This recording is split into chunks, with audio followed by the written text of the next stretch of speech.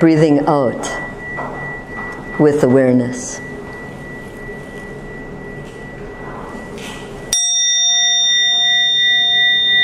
Aware in and aware out.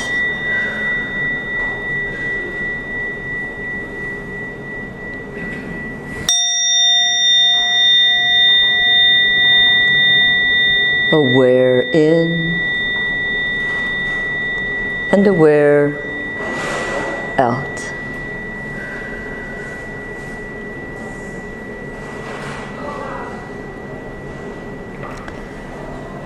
Let's set our intention.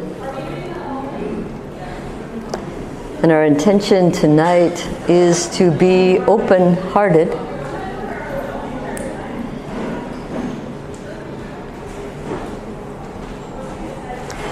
To be present for whatever might unfold.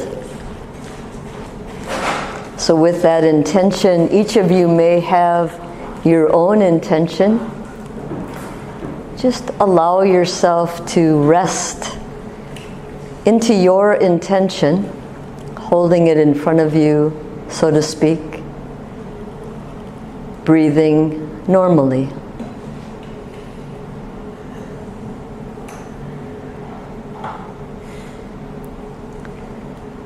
And as you breathe naturally, allow yourself to scan your body, starting from the very crown of our head.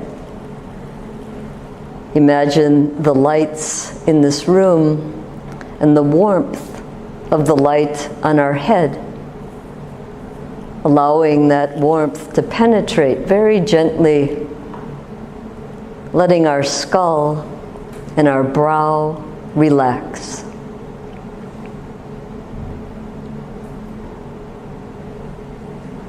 And letting that relaxed feeling flow around the eyes and in to all the facial muscles, relaxing these muscles and allowing our face to completely relax, especially the jaw.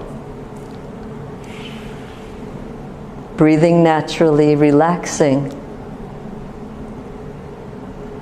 letting your face fully relax, and notice how easy a smile appears.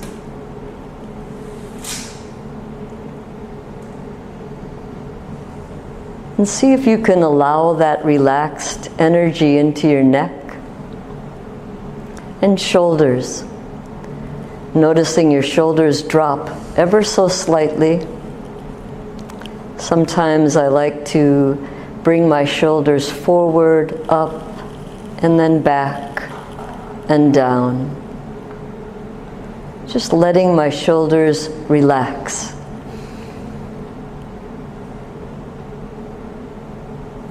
Bringing my torso upright.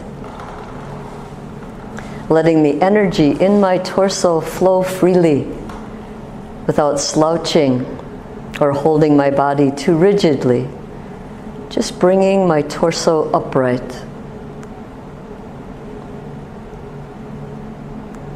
And then allow your hands to relax. Either right hand on top of your left, relaxing just below the navel, letting your thumbs touch, or perhaps placing your palms up or down on your thighs. But allow your hands to be fully held by your body. See if you can relax your hands fully.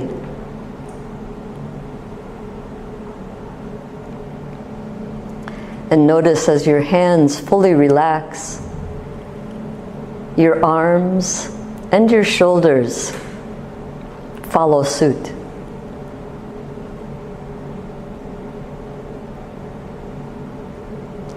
And just see if you can hold this position fully relaxed, yet aware of your body, aware of your breathing, fully relaxed, but aware.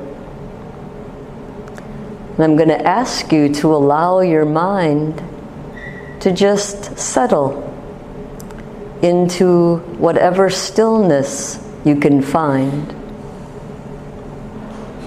Just letting your mind settle inwardly, resting in the stillness,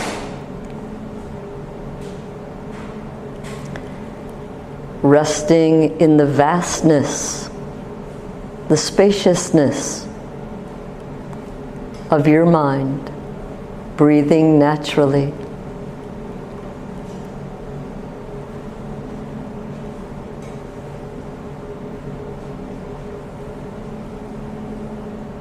And as you're breathing, aware of the breath, if a thought or feeling arises, see if you can be curious, investigating just gently this thought or feeling, and then letting it go without holding it or clinging or pushing it away. Just be curious, and if nothing arises, continue resting. And we're going to stay like this for about 5 or 6 minutes. So just allow yourself to relax and stay aware, breathing naturally.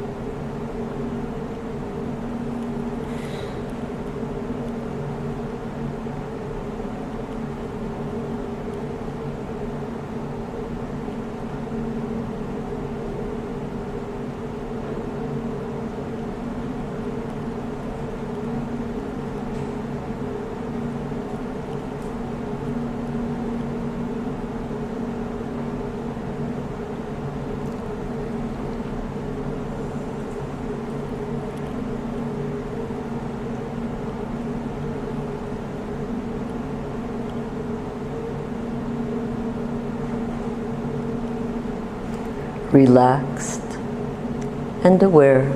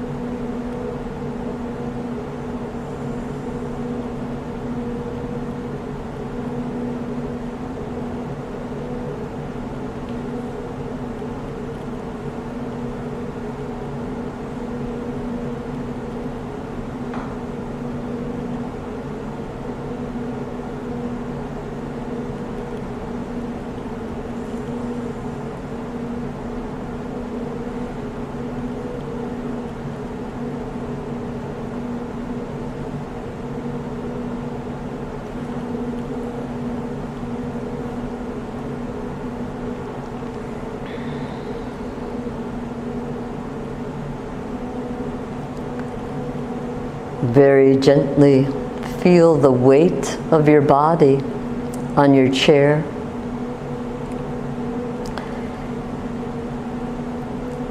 And allow this weight to help you be grounded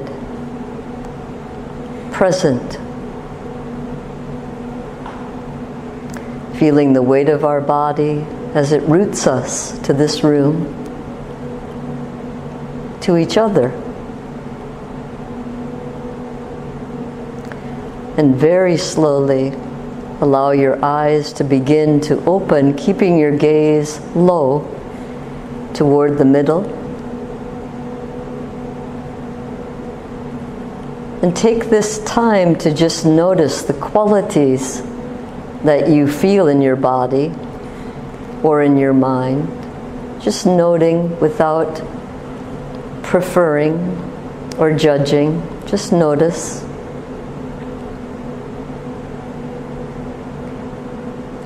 And when you're ready, go ahead and take in the room that surrounds you, the people that surround you.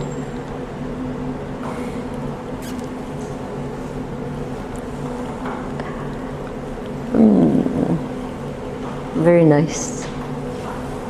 You have some really strong meditation energy here.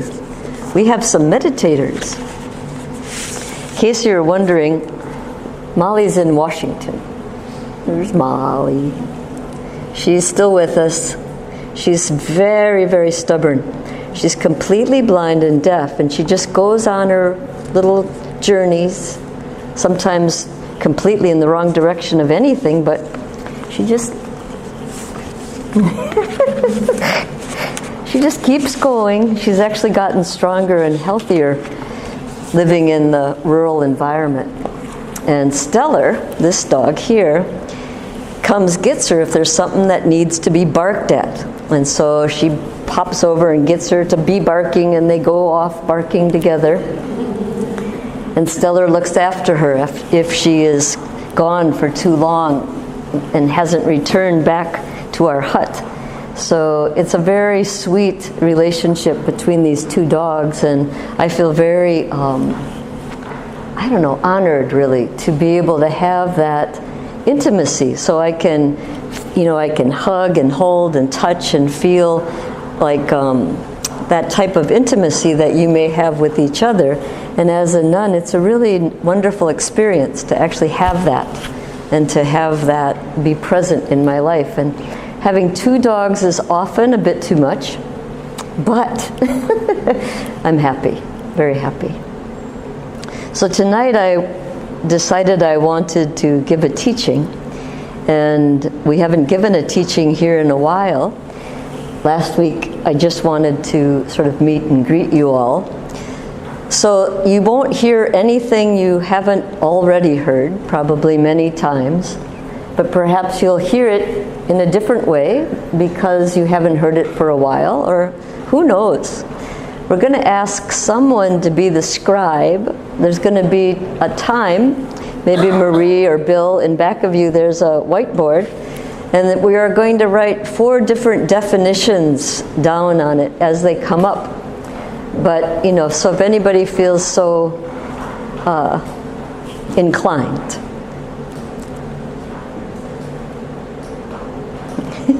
Ooh, that's a step forward. So I would like to open up with, in our world of so much uncertainty, so in our world, Madison or Columbus or Stoughton, in our world at this time, we are experiencing a lot of uncertainty. And I believe that we experience uncertainty at all times, but there is a seemingly more uncertainty. Many people remark on the uncertainty that they're experiencing. And so it is so important that we do not build a cocoon around ourselves, seemingly to keep ourselves safe. So do you know what happens when you build a cocoon around yourself? What? You transform. Into a butterfly? That is one scenario. But what I'm thinking more is once we build that cocoon around ourselves, we actually feel separate. Separate from others, but also separate from ourselves.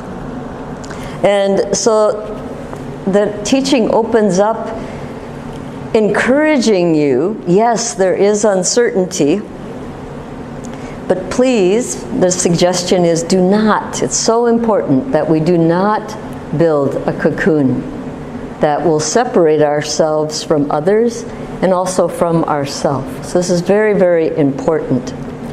And so to do this, if you decide to not build the cocoon, to actually be vulnerable to uncertainty, what will arise, I believe, is what I call the undisturbed way. It will arise before you, this undisturbed way. And the undisturbed way asks 3 questions. It talks about 3 different sort of aspects. And the first one is, what is consciousness other than your experience?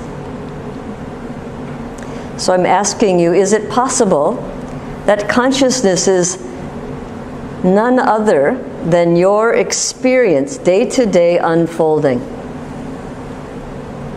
Is consciousness any other than that? That's just a question. And the second question is, what is mind without the body?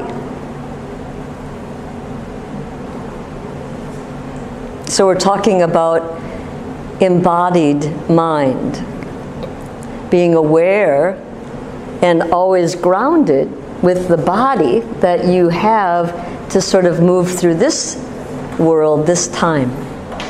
So the 2 questions so far is, what is mind if it's not our experiences unfolding? And what is mind if it is not in our body, without our body? And the last is, what is life without love? What is life without love? You all look kind of dumbfounded with these questions, but these are the questions I'd like to just sort of bring forward, to sort of keep us sort of thinking. So some of you have studied the mind, you have many different sort of understandings of details of the mind. But when you get right down to it, the mind is no other than your experiences, the way that things appear to you as they unfold individually for each of us. So it's no more than that. So it shouldn't be so profound. You think it's so profound I can't understand it. It's nothing more than what you experience every moment, moment by moment. So in Zen practice, we're encouraged to use each moment to be fresh. Use every breath to be fresh. So you're encouraged to try to be fresh every moment, so that each moment, moment after moment, it's not a lingering sort of backpack of all the things that you're carrying through the day, but more you're encouraged to see its freshness, its aliveness, its possibilities unfolding each moment. We're encouraged to do this. That doesn't mean it's easy, but we're encouraged. And what this is called, sometimes you've heard this, the beginner's mind. The mind that doesn't know. And if you're approaching each moment with that freshness, there is that curiosity, that I don't know mind. I don't know. Most of us, each moment, we want to know. It's like we're trying to know. So we do a lot of thinking, we stay a lot of times in our head. But the truth is, there's a freshness available moment by moment that we're encouraged to enter in. And if you do enter in to this freshness, you will find an undisturbed way, the undisturbed path that we can all travel as journeyers, so to speak. When I ask my teacher, and I asked my teacher this question, what is enlightenment? Because I'm studying Zen, and I'm like, what is enlightenment? What are the essentials of being awake? And this is the first thing you're going to write on the board. So we're going to have 4 different definitions of what is essential to be awake, to be enlightened. All of us are experiencing little awakenesses, little enlightenments, and they'll get bigger, bigger, longer, longer. We have these experiences. And so we have to have a parameter so that we can kind of have a definition to work with. And I like this first definition. And his answer was, expect nothing, appreciate everything. Expect nothing, appreciate everything.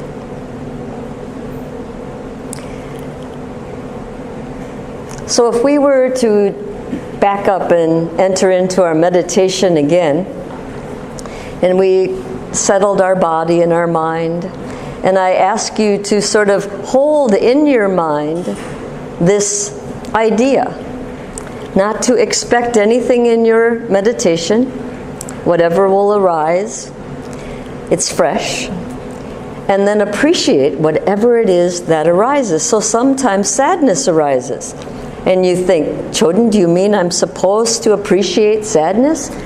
Yes, we just appreciate it. It's there to teach us something. It's there for our healing. And so as you sit in meditation expecting nothing, but appreciating whatever it is that arises, you will find a very smooth path.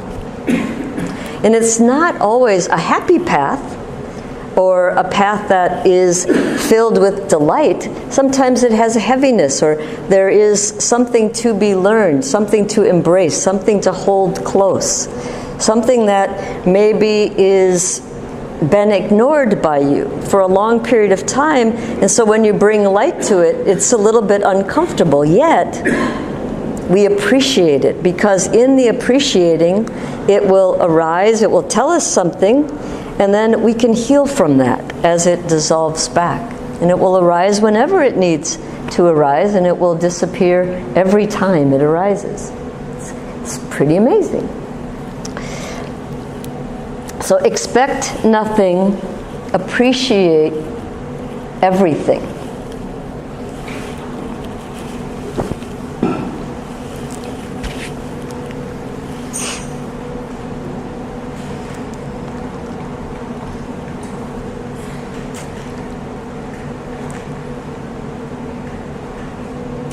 So when you hold a bowl out in front of you like this,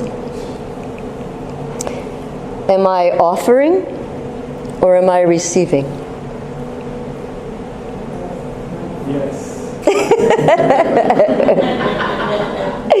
Good answer. Yes, he says. So important. You know, it's such a simple thing, but for you to understand that offering and receiving are all the same. You can't have one without the other.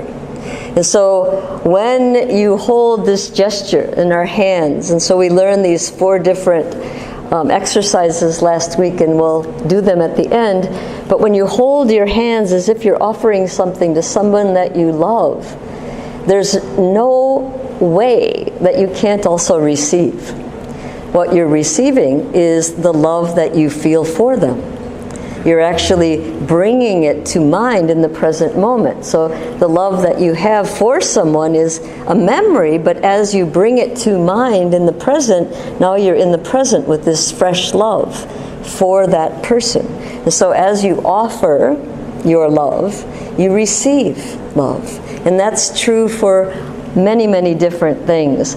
So the story of Siddhartha, the Buddha, Gautama, in his pursuit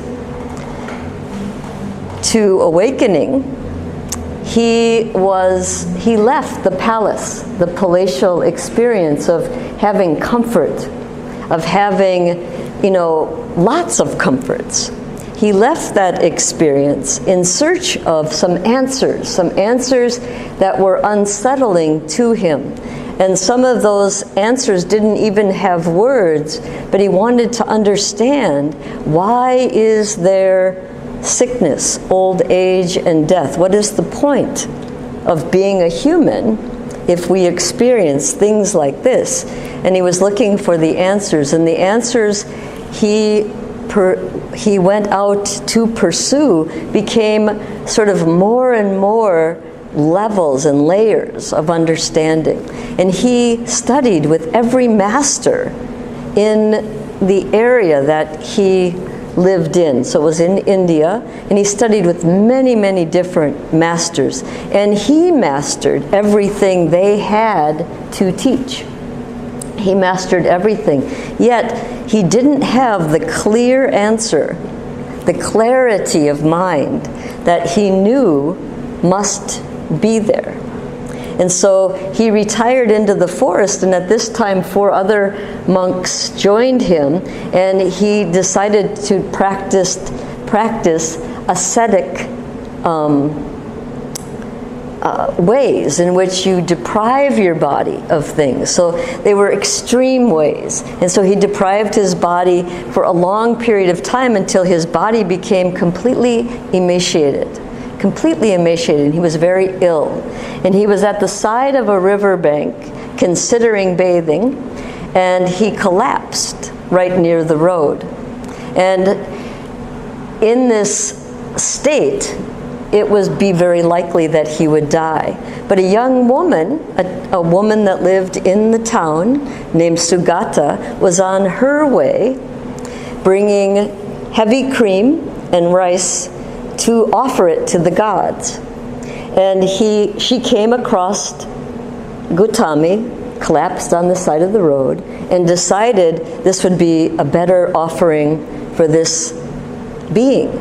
And she slowly coaxed him into having a few drops of this milk on his mouth, and then finally drinking it and eating the rice.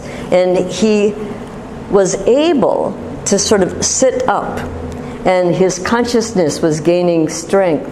And what appeared to his mind clearly was what is later known as the middle way.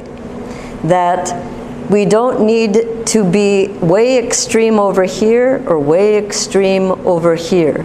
That the road, that undisturbed way, that very calm and gentle way to travel, is the middle way.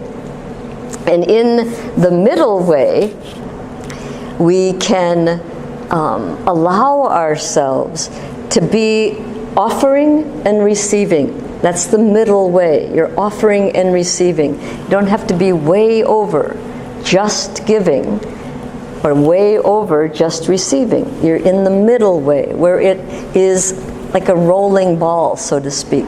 So this very simple act of kindness at this time, more than 2,600 years ago, this very simple act of kindness, I can say without a doubt, made an impact that changed the course of the world that we are still experiencing today. That very simple act of kindness by feeding the Buddha at this time. Isn't it amazing? This is a simple act of kindness, just being open to changing what you were doing to what was at hand, the experiences that were unfolding, just being fresh and present in the moment, and adding that very much needed nutrients to this emaciated body. So I really like to think about that very simple act of kindness changed the course of history. And not just Buddhist history, because many of us sitting here don't have to be Buddhists to hear these things, but it changed the history of whoever meets these teachings, and many people meet these teachings. Many, many people. So the Buddha sat in stillness and was able then to awaken fully. And he sat in stillness, what is said under a Bodhi tree. It's a type of tree. And he used the tools that he had learned from many different masters, meditation, the tool of meditation, to investigate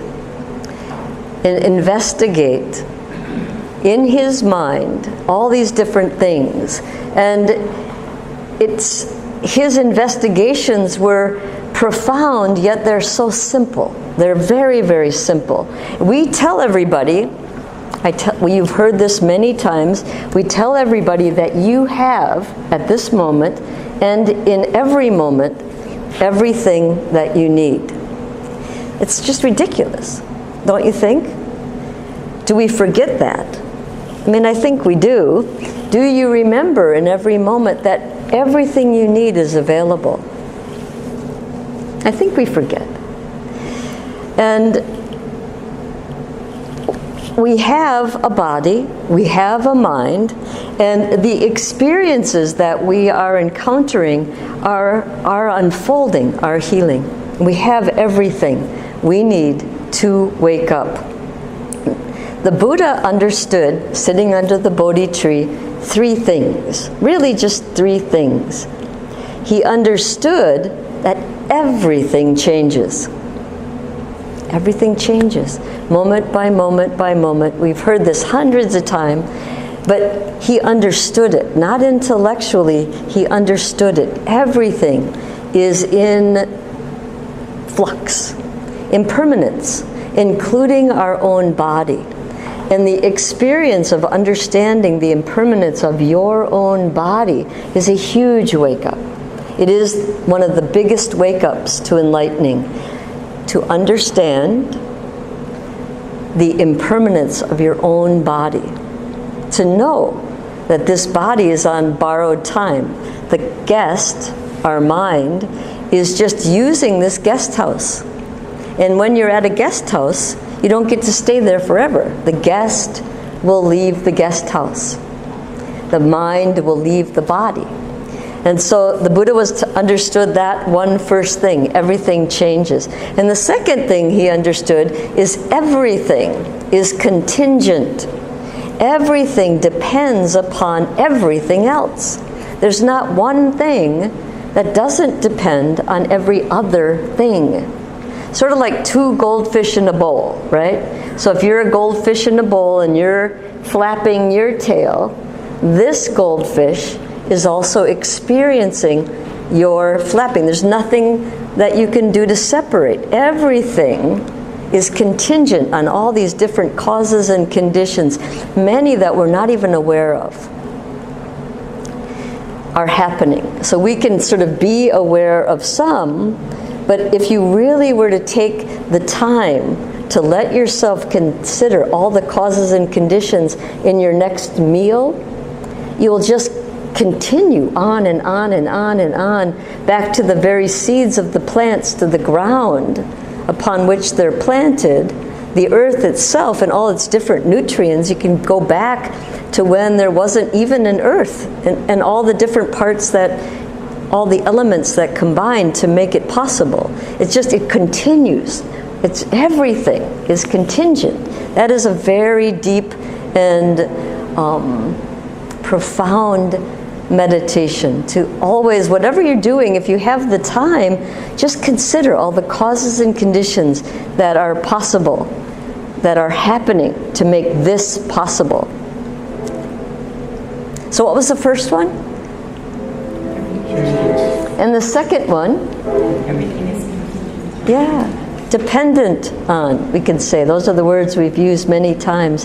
Everything is related, co-related, co-arising. There are all these different words. And the last thing that I'd like to say Buddha understood was discomfort, and the word for that was dukkha, or dissatisfaction, is inevitable. Discomfort, dissatisfaction is inevitable. Suffering is optional. Suffering occurs when we fail to understand that discomfort is inevitable, dissatisfaction is inevitable, and we try to avoid it, or try to resist it, or try to push it into something else. We cling to comfort. So whenever we do that, we create suffering. But discomfort is inevitable, and it's far less uncomfortable if you just sort of allow that understanding. Discomfort is inevitable. today you experience discomfort. I bet there's no one in this room that didn't experience some discomfort today. Is there someone? I experienced some discomfort just in my body. Our minds get tight, irritable. Sometimes we're tired. You know, we want to be different than we are. All of those are just sort of popping up. So from my point of view, the second one, they're all very important. But from my point of view, specifically tonight, the second one is very important to remember how tied together, that we live in that web. We're woven together. And everything I do affects you, and everything you do affects me. And when we really get that, am I speaking too fast? When we really get that, we will take responsibility for our actions. And in taking responsibility, that sounds really rigid, I suppose, but in taking responsibility for your actions, you will understand that your actions affect others. Because we sort of think that I can get away with sort of having a really angry mind in my room with my door shut, because it won't affect other people. And in some ways that might be not a huge effect for others, but it does affect others. It's like you are putting that energy into the container that we now have sort of a global existence. You know, it's really fast now. We don't exist just as a state, Wisconsin, or just as a nation, the United States. We have a much more far-reaching experience. We're a global community now, and our global ethics are very important. What we do matters. And for you to just hold that thought, what you do matters. That's important. That's enough. You could go home. It's like expect nothing and appreciate everything. Your actions matter. So I think that's a really great place. And so this analogy is a little bit weird, but see if you can go with it. We're moving from dial-up to Wi-Fi. We're moving from dial-up to Wi-Fi. So who here in this room does not have a belly button? Everybody, right? We were tethered. We were tethered, we were connected to life-giving, sustaining being. We were all connected, we were all tethered. When we were born, that connection was severed. So we moved from dial-up, where we were connected. Do you remember dial-up? You were connected to the wall or to the phone. But we are moving from dial-up to Wi-Fi. And as you move, and as we were severed, as that connection was severed, now connection is something that's very important to us. So we move into Wi-Fi. So it resonates with us. What resonates with us is a sense of belonging, a sense of connection. And so that Wi-Fi experience now is we seek belonging and we seek connection. It resonates. And so, for instance, when you are using your cell phone and you look at it and it only has one bar, right? You know your connection isn't going to be very good. But if you have 5 bars, you know your connection is really strong. And you just settle. In that very same way, when we resonate with being connected or having connection or a sense of belonging, when that is our experience, we settle. We sort of just relax in.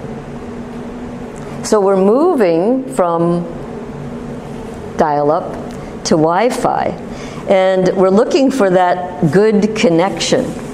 so that we can settle. Otherwise, we feel unsettled. So that undisturbed way comes from the experience of being able to belong, to matter.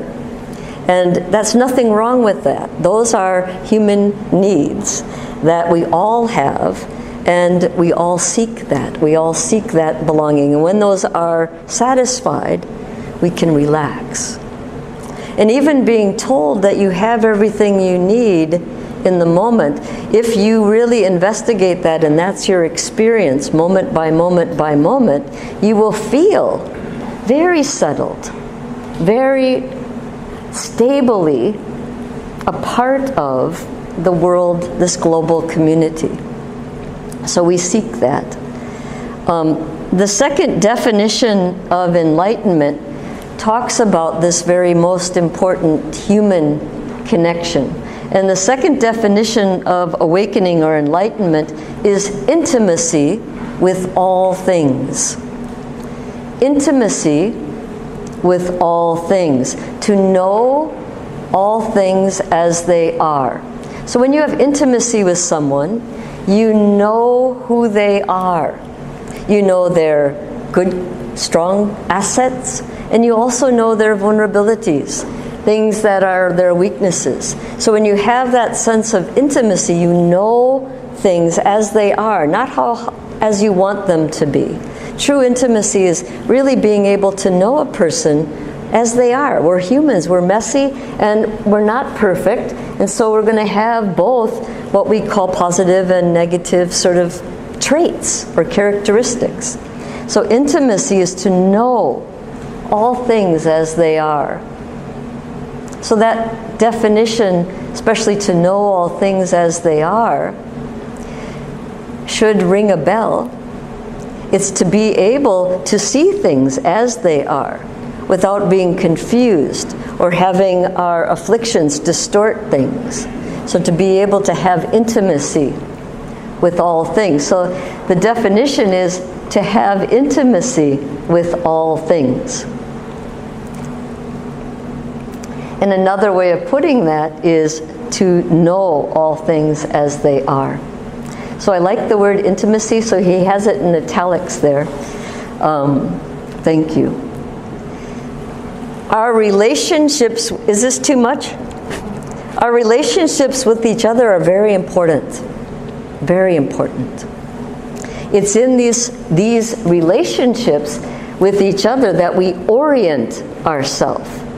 So in order to be a stable presence in a global container, you have to have an orientation. So when you have a map, the orientation is X, you are here, right? Our relations with others is an orientation. If you think about it, it's a way of orienting. It's a direction that we have. We move toward or we move away from. Just simply, there's many, many more possibilities. And then the second thing our relations have with each other is that they are what changes us to an experience that is positive or negative. So our relations with others are what changes our experience. So if we have a yucky relation with someone, we encounter someone and we're tight and we're rigid, we say things that we didn't mean to say, or we used harsh speech, or those sort of things, that relation with that person will leave us with the experience of feeling kind of yucky. And so our relations with others oftentimes are what sort of frames our experiences of what we experience as positive or negative. So it's important, our relations with others. And they also revive us when we're pained, when we're confused, when we have a relation with another. If I go over and sit by Gina and just say, let's talk, right? That relation will revive me for maybe a feeling of lost or maybe alone or whatever it is. Our relations with others revive us, can revive us. And they can be fresh. And in that freshness, revive us. So instead of when I meet Christy, I don't think, well, there's Christy, this ex that has all these characteristics that I've known for years. I see Christy as freshly arising. And when I do that, then that experience changes me for what has a more spacious experience, a more open experience. So our relations with others orient us. They are what changes us, and they also can revive us. Revive us. So it's very important. So awakening, a third definition, can be an appropriate response. I'm not going to say anything else because you'll write that down. An appropriate response. So how we meet life appropriately. Remember, we've talked about things. All people are worthy of our love and respect. When we meet all people, no matter who they are and what they have done, if we meet them freshly with that idea, all people are worthy of our love and our respect. If we meet that, that would be an appropriate response. And in that appropriate response, we are meeting life with this appropriate response. It leaves us this very undisturbed way. It's a very grounded, settled way. It's very important to take this in. And so when a response is appropriate, you can be with, so that's one characteristic. You can work with, you can be with, you can work with, and this other one is sort of unusual, but it's like you come home to. You can take refuge in. What you're taking refuge in is not the person, it's humanity itself. That shared experience of humanness. So what you're taking refuge in, so you're being with, you're being present with, you are working with, so you're willing to work. There's that give and play. It's like a team. And then you're taking refuge in. You're taking refuge in their humanness, that commonality that you all share. There's commonality in all of us. And to do that is appropriate. It's an appropriate response to life. Are there any questions before I get any further into this? Is there something that's resonating with you? Is it helpful to be reminded?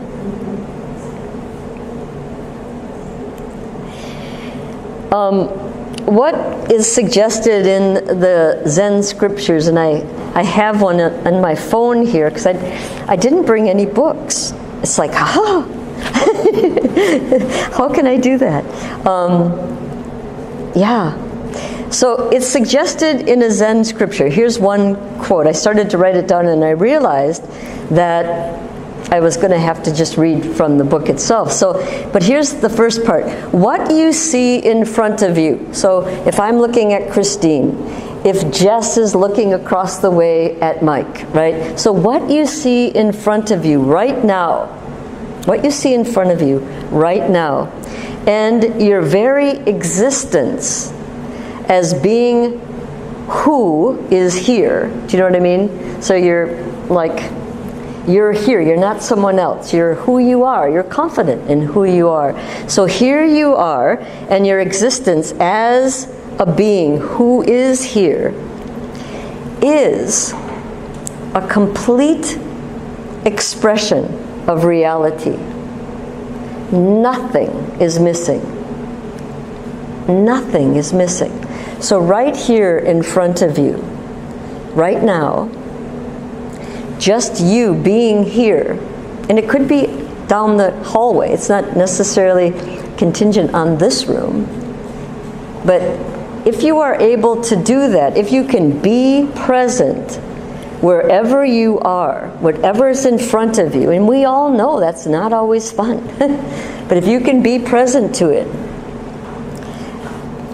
be in it, You have a complete expression of reality. You are intimate with the way things are. And that is awakening. And you can do it over and over. Maybe you only do it one time a day. But if you were to do it one time a day for 352 days, you'd have these 352 awakenings. And you'd have the taste of what it means to just, awakening is not far. It's not far from us. And when Pema Chodron says you're 99.9% there, this is what we're talking about. It's like giving up being distracted. It's giving up preferring or wanting things to be other than they are. It's just showing up and being present. It's not like you're ready to love it, or it's not like you're ready to hate it. It's no opinion. It's just you're ready. You're just present to what comes. And that, when you're able to do it, is a huge something. Like, we should all applaud every time anybody reports that they just were able to walk into the office knowing that it wasn't going to be a pleasant experience, but they were just there for it. And they just took it in, and they just, they were there, they worked with what it was, and they took refuge in the humanity of others. They were responsible for their actions. It's just like all these things sort of coming together at one moment. You will experience awakening, and you won't miss it. It will be something, and you won't be able to hold on to it because you can't, and you can't recreate it because it's gone, but you will know what it is. You'll feel it. You'll feel it deep inside what we call our mind that occupies our body. So it will be sort of a clear seeing. A clear seeing. So Sharon Salzberg, and I think many of you were able to spend time with her not that long ago, she talks about a lot of faith in Buddhism is trusting your deepest experience. Faith, when we're talking about Buddhism as a way of being, is being able to trust your own experiences, knowing that even when you experience something that you don't like, that it is something there for you to learn, to unfold. Even the dislike of it is a learning experience. So it's trusting that. And so when we say the way, the great way, enlightenment, awakening, is not difficult, it isn't difficult to those who aren't attached to it being a certain way. So it's not difficult if you're not attached, if you don't prefer, if you don't have any preconceptions of like what this is supposed to be or what next is supposed to be. So faith is like letting go. Oftentimes our beliefs, so when you say, so what are your beliefs? They're these things that you cling to. Really, there's nothing to believe, because it's like they're always changing. You could believe that things are always changing. And if you clung to that belief that things are always changing, you won't run into difficulty or disturbance. You'll have a smooth sort of sailing. But if you miss that, it's sort of a big thing. It's a big mix, big miss. So when we describe enlightenment as faith, can we do it? Can we take it? Can we possibly take whatever is arising without preferring or holding to our preferences of how we want our day at work tomorrow to go, or how we want our relationship when we get home to go? Can we see ourselves holding, grasping, clinging to preferences or judgments? Can we see, or can we catch ourselves? Can we see how we attach to things? And when I say can you take it, it's an investigation, and if you're up for that investigation, it's like you're putting yourself on, sort of like on a line, on the line, so to speak. But you're willing to see what you're clinging to. And when Buddha gave his first teaching, those were the Four Noble Truths, the first noble truth is that suffering exists. Dukkha exists, dissatisfaction exists. The second noble truth is that there is a cause of suffering. There's a cause of suffering. So the cause of discomfort or dissatisfaction, Buddha found, is self-clinging, and then which arises from confusion, or we call ignorance. So the cause of all of our dissatisfaction, all of our suffering, is self-clinging that arises from ignorance, confusion. And when we become aware of our clinging, our attachment to comfort, like a comfortable bed, or we're attached to a car, or we're attached to our partner, or we're attached to our children, when we find ourselves with this attachment and we look at our preferences and what we are attached to, often as people who are practicing or even considering Buddhist teachings, we miss what the Buddha meant. We miss what the Buddha meant. So what we examine are the things. We examine the soft bed, or we examine the car, or we examine the partner. What is it about this partner I'm attached to? But what the Buddha wanted you to investigate is your clinging to self that arises from the experience of having a partner. It's the clinging that we have to ourselves that we need to investigate. So you let go of the longing, if you let go of preferences, you will find yourself clinging. It's like, oh, it doesn't like that. So if you sit in meditation and you use the first definition, expect nothing, appreciate everything, when something arises, you will cling to it. You just will. It's our habit. And it's not the thing that we're talking about. It is what makes us matter. It is what makes us the center of the universe. Our universe is that self-clinging. Whatever exists in the universe is there for us to feel happy, for us to feel stable, for us to feel like we belong. We believe that it's out there. We just do, even though we've talked about this hundreds of times, but we believe that. But what we need to look at is that self-clinging, the clinging that is wanting to feel happy. So instead of thinking, yes, I have attachment to my partner, what we're looking at is that very specific clinging to the partner that wants to be secure, that wants to feel like belongs or not alone or whatever it is. And it is those things that you look at. The longing, the deep longing, the deep, deep longing. And you will find your humanness. And you will find this self that can exist without so much clinging. And what happens is we are pretty much like open books to people who practice daily, that people who live in practice. So I have such a great fortune to live in a monastery, and as I'm living in a monastery, I have the container is like, it's sort of like one of those disco balls. It's like a mirror, and everything is mirrored in front of me.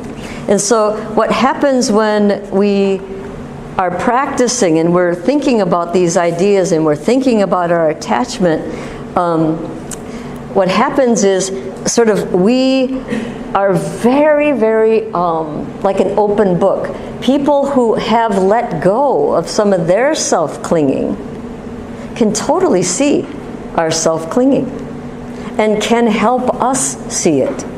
if you want that help, right? So, because in the mirror of no clinging, it's completely obvious, but to us, it seems hidden. But when people are free from clinging, so for instance, there's a picture of both Geshe Sopa and Thich Nhat Hanh by our donation container, and if with both of those humans I have an experience of being with them, and when I'm with them there's something different about them, and the thing that's different about them is that they have no self-clinging, but it doesn't sort of compute. It just seems like they're kind of vague and a little bit somewhere, they're above a human experience in a certain way, but they are humans without self-clinging. So as we come to them with our questions, and we're willing to ask those questions to people who we experience of having less self-clinging, we can find the answers that lead us to letting go of self-clinging, that can help us. But you have to want to. And you have to be able. So the teachers that you are, lay or ordained, that you're looking for are people who you can see don't have so much self-clinging. They're not so absorbed in themselves. They live a life, oftentimes sort of maybe dedicated to others, but also it's not just a word or a job. It is who they are. It is what they are. And in that, those are the people who will make very good teachers for each and every one of us, because they can help us see the clinging that keeps us stuck. And it is the lack of that clinging that will be the awakening, the final awakening. And you have to let go of all clinging to self. All clinging. Let's see.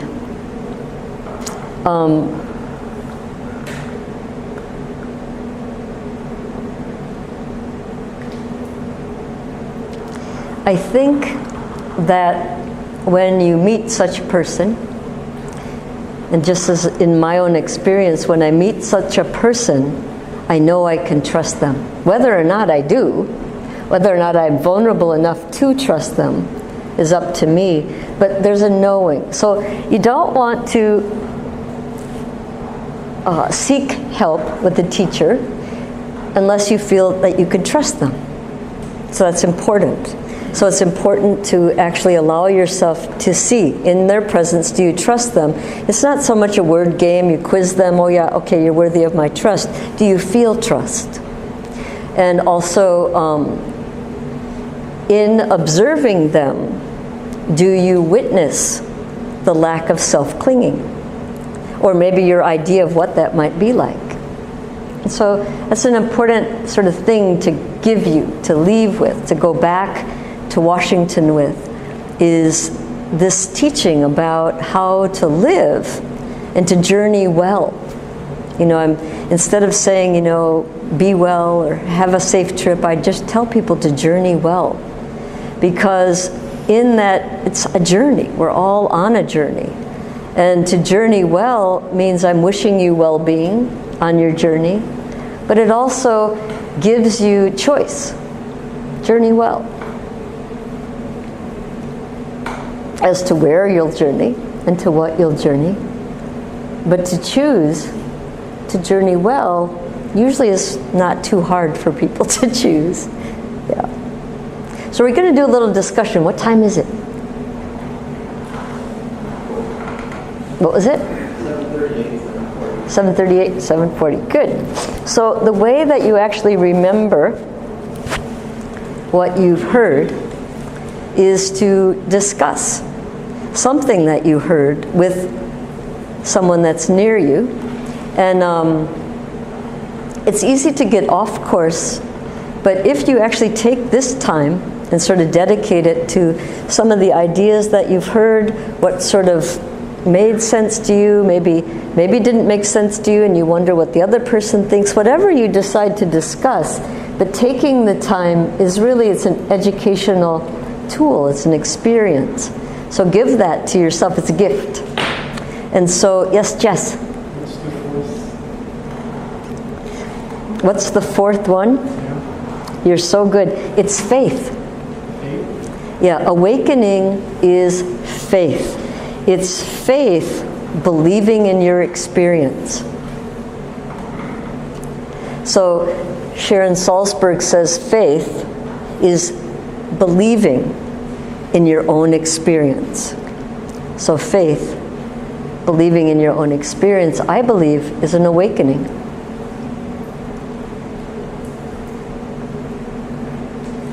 So the easiest way is to turn, so if you count 1, 2, 1, 2, 1, 2, you go to the 1 or 2 closest to you, right? So Christine, you're 1. Let's say our names. Let's go around the room and say our names. This is always a nice thing to do. So go ahead. I'm Christine. And a little bit where you come from. I'm from Stoughton. I'm Marita. Just I'm Jess. I'm from inside Madison. Christy and from the Columbus area. I live on a farm. Suzanne, about the east side and half the year in Arizona now. I'm Sarah, and I live on the east side. Luke, I live on the east side. Yeah, I live on the east side. And your cat, I live on south. 3 weeks later. Bill, temporarily 6 blocks from here. Melissa, I live on the east side. Berta, I live on the southwest side. Clara, I live in Middleton. I'm Rose, and I live in Verona. Mike, I live in Verona. Nancy, I live on the east side. Jackie in Monona. Sarah, I live in Delafield, and Gina and Sunford. Where do you live? Delafield, it's like furthest west, one of the furthest west suburbs of Milwaukee. Oh, okay. I'm Vishnu. I live in Madison during the summers. I'm sorry, I have nothing to say. Okay, great. Don't want to say your name? No? Okay, you don't have to. Well, I'm Chodron. Suko Chodron is what I'm being known as in my new environment. So let's count off 1. 1.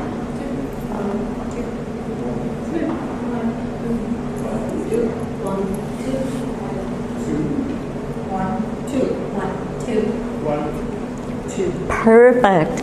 So just to the person that was your other, just please engage in a discussion about what you heard that might be useful.